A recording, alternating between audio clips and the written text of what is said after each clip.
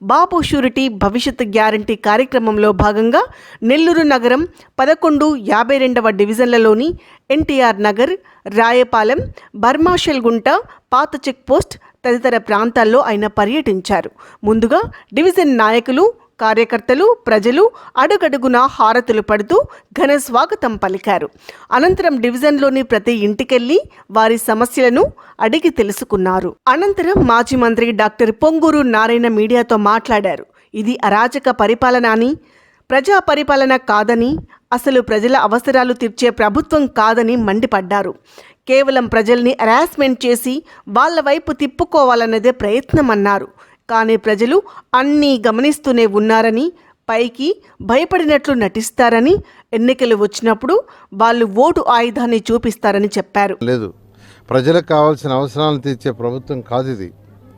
కేవలం అరాచమెంట్ చేసి వాళ్ళ పక్క తిప్పుకోవాలని, అది ఎవరు తిరుగుతారండి? ఒకవేళ భయపెట్టినా పైకి నటన చేస్తారు, కానీ ఎలక్షన్ వచ్చినప్పుడు ప్రతి ఒక్కరూ వాళ్ళ ఓటు రూపం చూపిస్తారు. ఈ మధ్య నారాయణ గ్రూప్ మీద రైడ్ చేశారు. ఎందుకు రైడ్ చేశారో తెలీదు. అదేమంటే స్కూల్ బస్సులకు ట్రాన్స్పోర్ట్ అంటున్నారు. ట్రాన్స్పోర్ట్కి డాక్టర్లలో రైడ్ చేసేదానికి, వ్యాపారస్తులలో రైడ్ చేసేదానికి సంబంధం ఏంది అసలు? స్కూలు బస్సులు రన్ చేస్తుంది. ఏదైనా ఉంటే నోటీస్ ఇవ్వండి, వాళ్ళు ఏదైనా కావాల్సింటే కడతారు. నువ్వు నోటీస్ ఇవ్వు, ఏమీ చెప్పవు. ఏకదమ్ వచ్చేసి ఒక 150 మంది 200 పోలీసులు తీసుకురావటం. నెల్లూరు సిటీలో నారాయణకి ఎవరైతే క్లోజ్గా ఉండారో వాళ్ళకి, ఎవరైతే రాజకీయ నాయకులు క్లోజ్గా ఉండారో వాళ్ళు, డాక్టర్లు, లెక్చరర్లు, టీచర్లు, ఎంప్లాయీస్ మీద ఏంది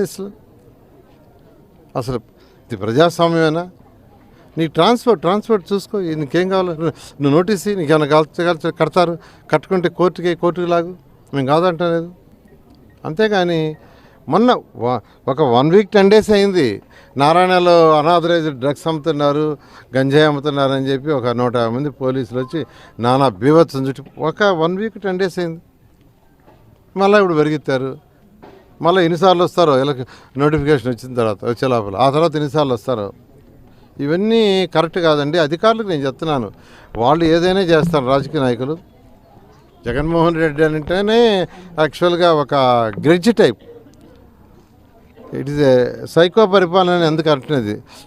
మంచి పరిపాలన కాదు, సైకో పరిపాలన ఎందుకు అంటున్నారంటే, అందుకే ప్రజాస్వామ్యబద్ధంగా ఎన్నుకున్న ప్రతి ఒక్కరూ ప్రజల సమస్యలు తీర్చాలి. లేకుంటే 5 ఏళ్ళకు ఒకసారి వాళ్ళు ఓటు రూపం చూస్తారు. ఓటు ద్వారా వాళ్ళ యొక్క ప్రతాపం చూపిస్తారు. అయిపోయింది కొద్ది రోజులే, ఒక 10 రోజుల్లో నోటిఫికేషన్ వస్తుంది.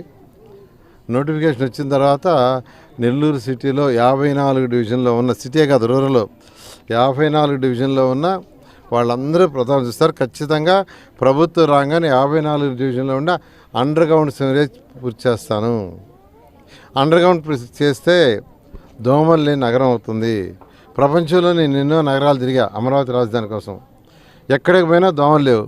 కారణం ఏంటంటే వాడికంతా underground sewerage, underground drainage సిస్టంలో జరుగుతుంది. దాన్ని నేను నెల్లూరు తెచ్చా, కానీ దాన్ని అలా చేశారు. కాబట్టి మరి కొద్ది రోజులే నేను నెల్లూరు ప్రజలందరికీ చెప్తున్నాను, మీ దోమలు పెడితే కేవలం 2 నెలలు ఓర్చుకోండి. ఖచ్చితంగా ఈ సమస్య 100% ఫస్ట్ రాగానే తీర్చడం జరుగుతుంది. Thank you. తెలుగుదేశం, జనసేన ఈ 2 కలిపి రాష్ట్రంలో కంటెస్ట్ చేస్తున్నాయి. ప్రతి దగ్గర కోఆర్డినేషన్ ఉంది. నేను ఏ రోజు చెప్పాను మీకు టీవీల ద్వారానే, జనసేనకి టికెట్ ఇచ్చినా నేను ఇంతకంటే ఎక్కువ కష్టపడి చేస్తా, తెలుగుదేశంలో ఇంకెవరికి ఇచ్చినా ఇంతకంటే ఎక్కువ కష్టపడి చేస్తా అని చేశాను. అందరినీ కలుపుకొని పోతాం, ఎటువంటి ఇది లేదు. నాకు యాక్చువల్గా ఏంటంటే ఈ కోర్టులు, కేసులు వీటన్నిటితో నిమగ్నమై దాదాపు నేను 5 రోజులు నేను వార్డుల్లోకి వచ్చి 5 రోజులు 6 రోజులు కేవలం కోర్టులు, కేసులు. రేపు యాక్చువల్గా మేము కోర్టులో వేసాం. రేపు ఒక్కరోజే మళ్ళీ 3 రోజులు సెలవు వస్తుంది, ఫ్రైడే, సాటర్డే, సండే. అందువల్ల నేను హైదరాబాద్ నుంచి వాళ్ళే వచ్చాను. అందరినీ కలుస్తాం. మాకు ఎటువంటి గిగోలు ఉండవు. ప్రతి జనసేన ప్రతి చిన్న నాయకుడి నుంచి పెద్ద నాయకుడి వరకు అందరినీ కలవటం జరుగుతుంది. 11వ డివిజన్లో రాయపాలెం అనే యొక్క ఏరియాలో డోర్ టు డోర్ భవిష్యత్ గ్యారంటీ ప్రోగ్రాంలో తిరుగుతున్నాం. అయితే ప్రజల నుంచి స్పందన అనూహ్యంగా ఉంది.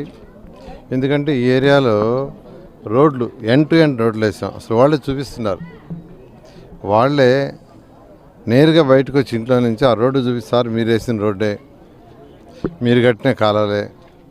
అయితే దోమలు విపరీతంగా ఉండే భరించలేకపోతున్నాం.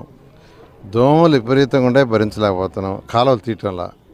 At least underground sewerage connection ఇవ్వాలి వాళ్ళు.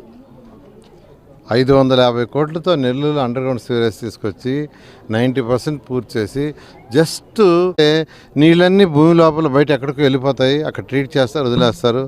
దోమలు లేని నగరం 54 డివిజన్లలో దోమలు లేని నగరం రావాలంటే మనం ఇప్పుడు నిలబడి కింద చూడండి. యాక్చువల్గా ఈ డ్రైనేజ్, ఇదే డ్రైనేజ్, చక్కటి డ్రైనేజ్. అసలు ఎక్కడ పోయినా ప్రతి 10 అడుగులు 15 అడుగులకి యాక్చువల్గా ఆ డ్రైనేజ్ అవపడుతున్నాయి. ఇంత ఖర్చు పెట్టి 550 కోట్లతో లైన్స్ వేస్తే 5 సంవత్సరాలు అయిపోతే కేవలం ప్రజలకి ఇంటి నుంచి కరెక్ట్ గతి లేదు ఈ ప్రభుత్వానికి. ఏం ప్రభుత్వం తెలియదు. నెల్లూరులో ఎక్కడికి పోయినా దోమలు. దోమలు ఏమవుద్దండి, ఒకరికున్న డిసీజ్ని ఇంకొకరికి స్ప్రెడ్ చేస్తాయి. ఒకరి దగ్గర బ్లడ్ తీసుకుంటాయి, మళ్ళీ ఇంకొకరి దగ్గర సక్సెస్ చేసినప్పుడు ఈ జబ్బులు వస్తాయి. జబ్బులు అనేవి తగ్గాలంటే ఖచ్చితంగా దోమలు నిర్మూలించాలంటే ఒకటి మార్గం అండర్గ్రౌండ్ సివరేజ్. అంతేగాని దోమలకు ముందు కొట్టాలు లేదంటే పొగ కొట్టాలు ఇవన్నీ టెంపరీ. నేను పర్మనెంట్ సొల్యూషన్ చేశా. పర్మనెంట్ సొల్యూషన్ ఖర్చు 550 కోట్లు, అంతా ఇంత కాదు. 550 కోట్లు తెచ్చి అండర్గ్రౌండ్ మొత్తం చేస్తే జస్ట్ కనెక్షన్లు. ఎందుకంటే ఇప్పుడు ఈ వీధి ఆ వీధి తిరిగా ప్రతి ఇంటి దగ్గర ఒకటే కంప్లైంట్, దోమలు.